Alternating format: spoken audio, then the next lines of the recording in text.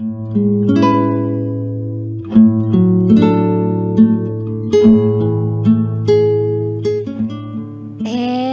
now,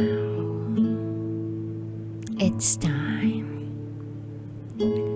for DJ Rocky's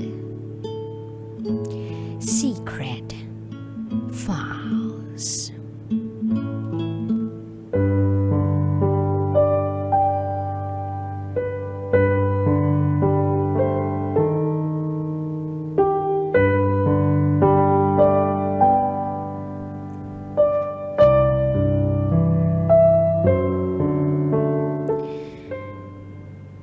Tinawag ako ng boyfriend ko na Pokpok dahil nalaman niyang pumatol ako sa sponsor para magkapera.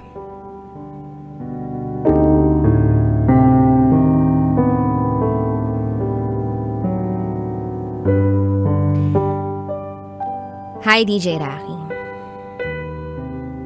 Palagi akong nakikinig sa programa mo. Nakaka-relax kasi. Kaya lang, hindi ko inaasahan na darating ako sa puntong kwento ko naman ang papakinggan ng iba. Sana maintindihan ako ng mga listeners mo. At sana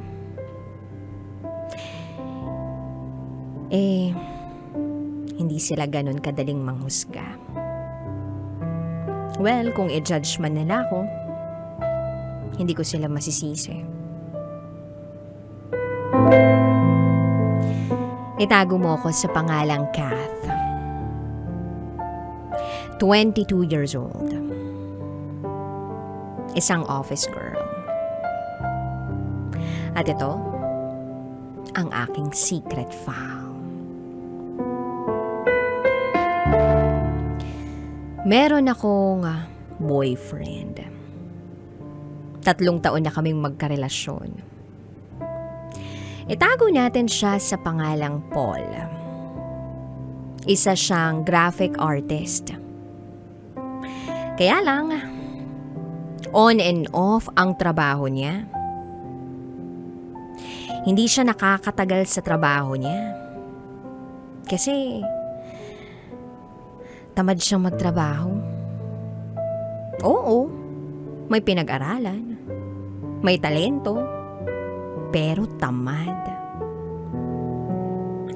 Nakilala ko siya sa Facebook. Nag-comment siya sa my day ko.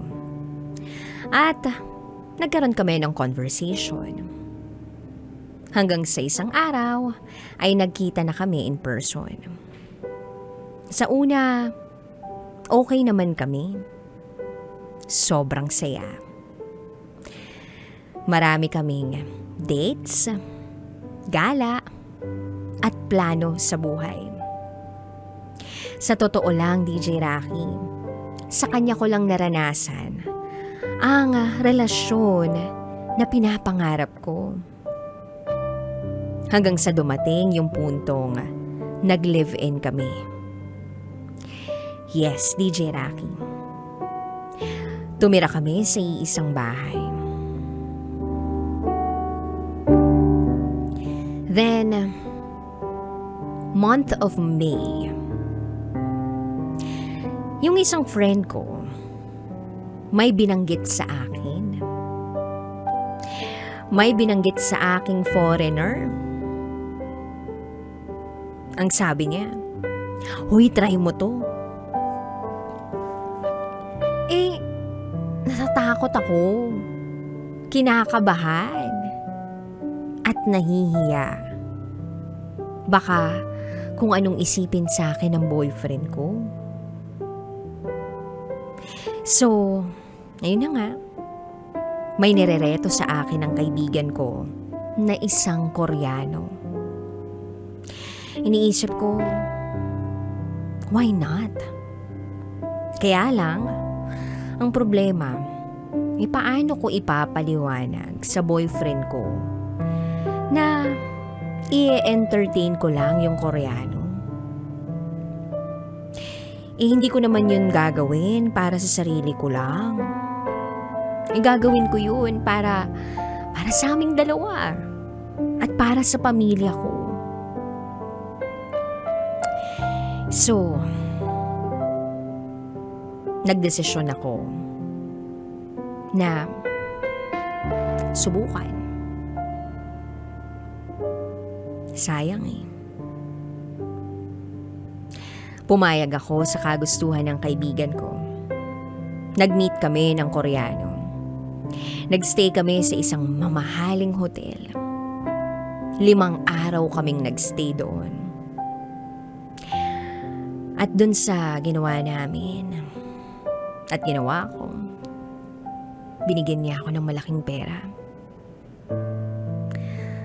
At pagka-uwi ko, nag-grocery ako. Ginastos ko yung pera. Hindi lang naman talaga para sa sarili ko, kundi para sa mga minamahal ko. So pagkarating ko ng bahay, tinanong ako ng boyfriend ko kung saan ako galing. Ang sabi ko, trabaho nga. Hanggang sa pinaamin niya ako. Pinaamin niya ako kung saan ba talaga ako nagpunta. Hindi na ako nakapagtiis, DJ Rocky. Dahil ayoko rin naman magsinungaling sa kanya. At gusto ko na matanggap niya kung ano man ang sideline ko. Pagkasabi ko sa kanya na nakipag-meet ako sa Koreano,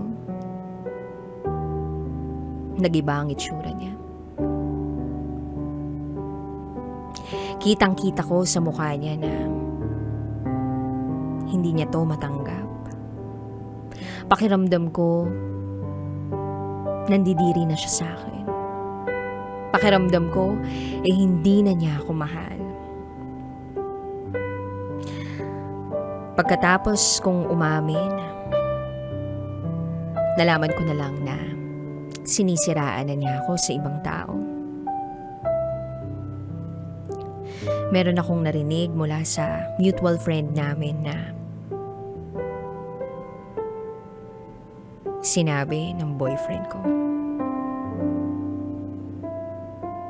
Pokpok raw ako. Oo, aaminin ko, mali naman talagang ginawa ko. Pero malinis ang intensyon ko. Pera lang talaga ang balak ko. Kaya pinatulan ko yung sponsor na yun. Sa pagkakaalam ko nga, maraming mga babae ang gumagawa ng ganun. May mga sponsor, pero may boyfriend din. Tanggap naman ang mga boyfriend nila. Pero bakit ako hindi? Hindi ko lubos maisip na yung taong mahal na mahal ko tatawagin akong pokpok. Sa totoo lang nakinabang naman siya sa pera ko. Hindi ko sinusumbat sa kanya yun. Na meron na siyang cellphone, mamahaling damit, sombrero, motor, at pera. Lahat yan ibinibigay ko. Ultimo pang date namin sa mamahaling restaurant, ako nagbabayad. Masisisi niya ba ako na pumapatol ako sa sponsor? Gayong wala naman siyang napoprovide sa aming dalawa. DJ Rocky, sobrang sakit lang ng sitwasyon ko. Hindi ko alam kung aayusin ko pa ba yung relasyon namin.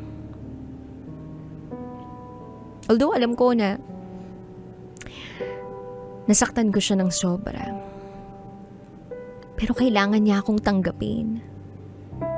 Kailangan niyang tanggapin itong tinatrabaho ko. Kasi kung hindi, paano kami mabubuhay? Alam ko naman na magiging maayos ang lahat eh.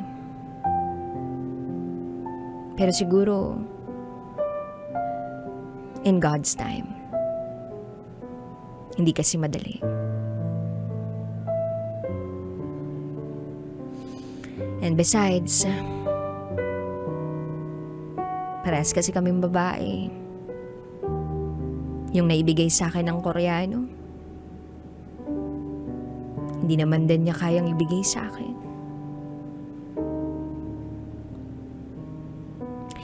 Yes, DJ Rocky. Tuluyan na nga akong iniwan ng lesbian kong karelasyon dahil sa sponsor kong Koreano. Hanggang dito na lang po. Muli, ako si Kath. At ito ang aking secret file.